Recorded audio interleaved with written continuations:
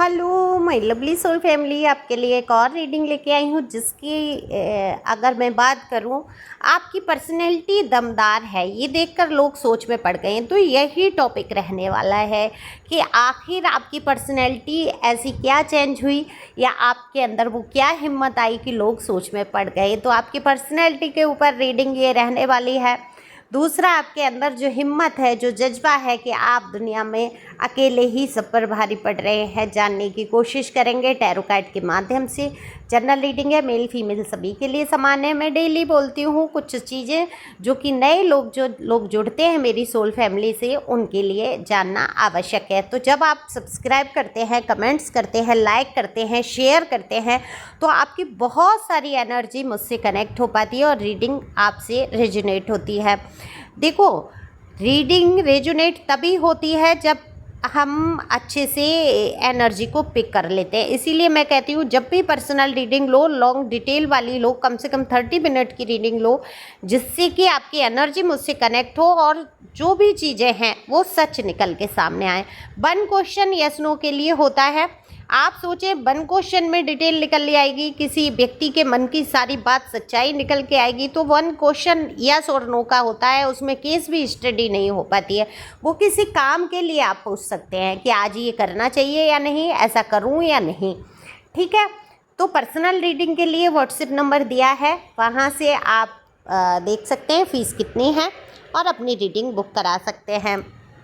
तो चलते हैं रीडिंग पे। और देखो, बात अगर मैं आपकी करूँ, सॉरी ये टाइम मैंने आपका पहले ले लिया। दरअसल ये बताना ज़रूरी होता है क्योंकि आपको पता कैसे चलेगा रीडिंग कैसे होगी।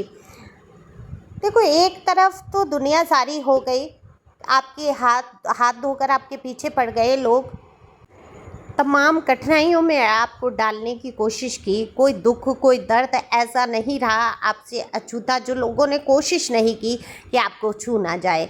तो काफ़ी कुछ टूटन बिखरन, क्योंकि टावर का कार्ड ही बता देता है कुछ तो टूटा है आपकी ज़िंदगी से, कुछ तो बिखरा है आपकी ज़िंदगी से।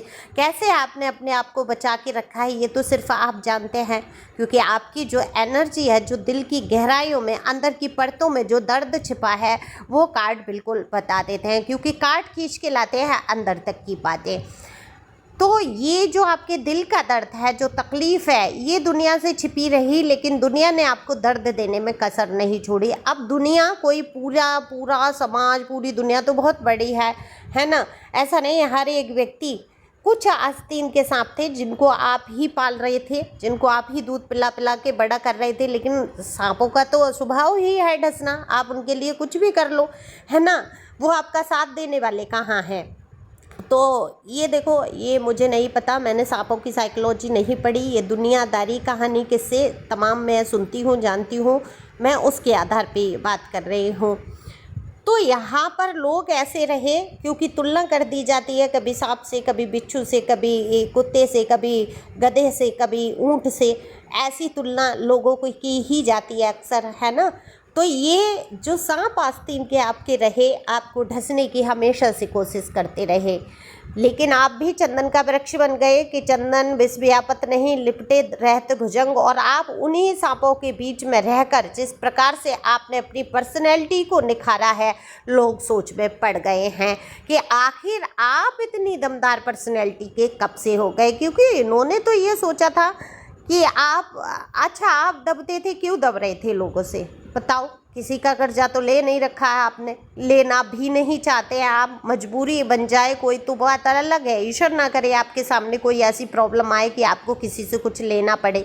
लेकिन जहाँ तक मैं देख रही हूँ, ये जिसकी भी रीडिंग निकल के आई है, बेहद स्वाभिमान कि बिना खाने के रह सकता है, एक टाइम का खाना खा के वो इंसान रह सकते हैं, लेकिन किसी से मांगना मंजूर नहीं है, किसी के सामने झुकना मंजूर नहीं है। देखो, आपकी गलती है और आप झुक रहे हैं तो ठीक है, लेकिन अगर आपकी गलती नहीं है, आप वहाँ भी झुक रहे हैं, तो ये आपके स्वाभिमान को कष्ट पहुँचाता है। तो आप उसी हिसाब के यहाँ आप झुके हैं रिश्तों को निभाने के लिए, रिश्तों को समेटने के लिए, चीज़ों को बनाए रखने के लिए।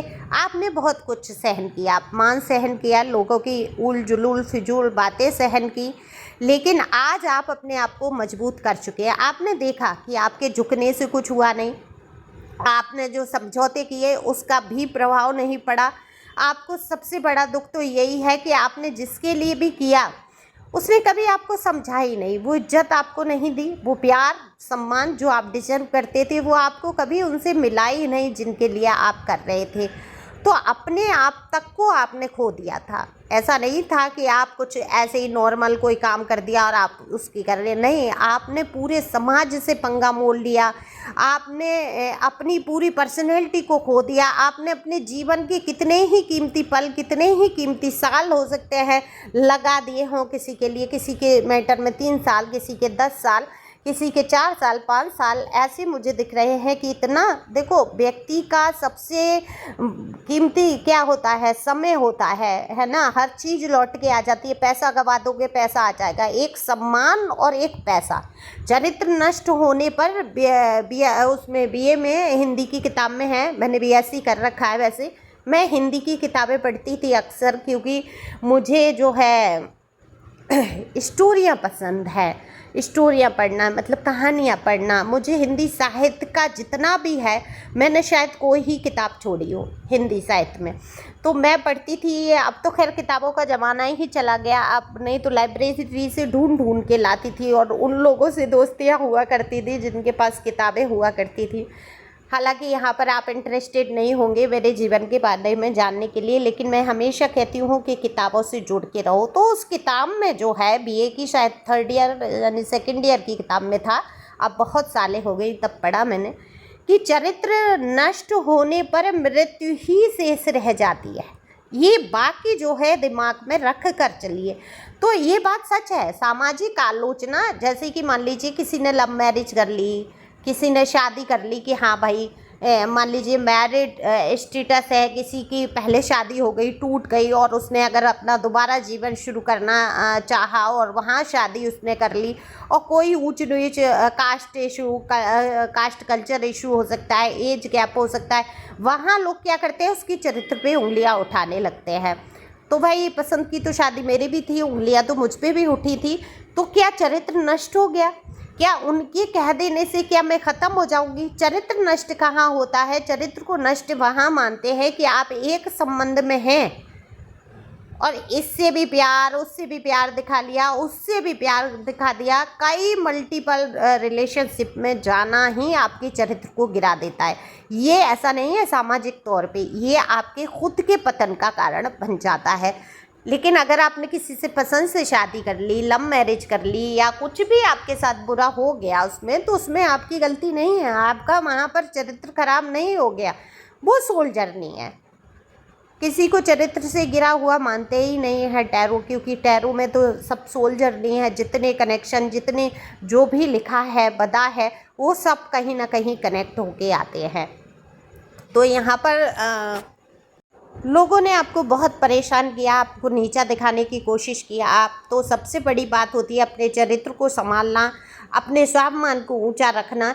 यही आपने किया और आज आपकी दमदार पर्सनैलिटी बनकर निखर कर आप आए हैं। तो आपकी जो दमदार पर्सनैलिटी है उसे देखकर लोग सोच में तो पड़ गए हैं कि आखिर इस इंसान के जीवन में इतने दुख, इतनी तकलीफ़, इतने कष्ट आए, जो भी आपने सहन किया वो लोगों ने देखा तो है ही, और उन लोगों ने भी देखा है जिन्होंने आपको कष्ट देने में कसर नहीं छोड़ी।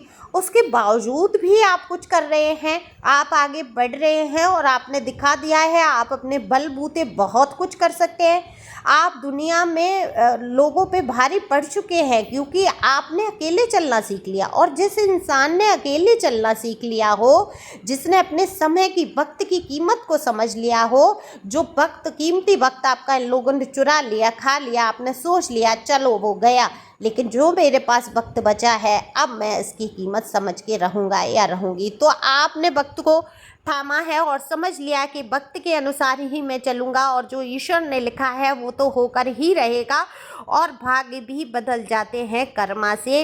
ये बात तो कभी भूलना ही नहीं है, क्योंकि कर्म प्रधान विश्व रच रखा। तो भाग्य को बदलने वाले ईश्वर भी नहीं है, भाग्य को सिर्फ आप ही बदल सकते हैं अपनी मेहनत से, अपने कर्म से। तो आपने बिल्कुल कर्म किया है, मेहनत की है, अपने आप को सबसे पहले अंदर से मजबूत किया है। जो कुछ कहते हैं ना रिपेयर होना, जैसे कोई फर्नीचर टूट गया, कोई घर में टूट फूट हो गई, उसकी मरम्मत कराते हैं, ऐसे ही हमारे अंदर भी टूट फूट होती है, हमारे हृदय में, हमारी भावनाओं की, हमारे दिल की भी टूट फूट होती है। उन सब को आपने रिपेयर किया है और मजबूत हुए हैं आप, और आपकी पर्सनैलिटी निखर कर आई है। तो लोग आपकी यहाँ पर तारीफ़ करते हैं, दमदार पर्सनैलिटी से प्रभावित होते हैं, आपसे बहुत कुछ सीखना चाहते हैं। और एक तरफ सारी बुरी दुनिया हो गई है जो आपके पीछे हाथ धोकर पड़ी थी, आज उन पर आप अकेले ही भारी पड़ रहे हैं, क्योंकि आपने जान लिया है अब किसी का साथ नहीं चाहिए आपको। कोई जो भी हाथ थामेगा आपका फ़ायदा उठाएगा, आपका हमेशा नुकसान होगा। आपने जान लिया है मेरे ईश्वर परमात्मा और मैं ही काफ़ी हूँ। तो आप आगे चल पड़े हैं और इसी हिम्मत से, इसी जज्बे से आपको आगे बढ़ना है। Thank you angel, thank you God, thank you प्यारी viewers, thank you for watching.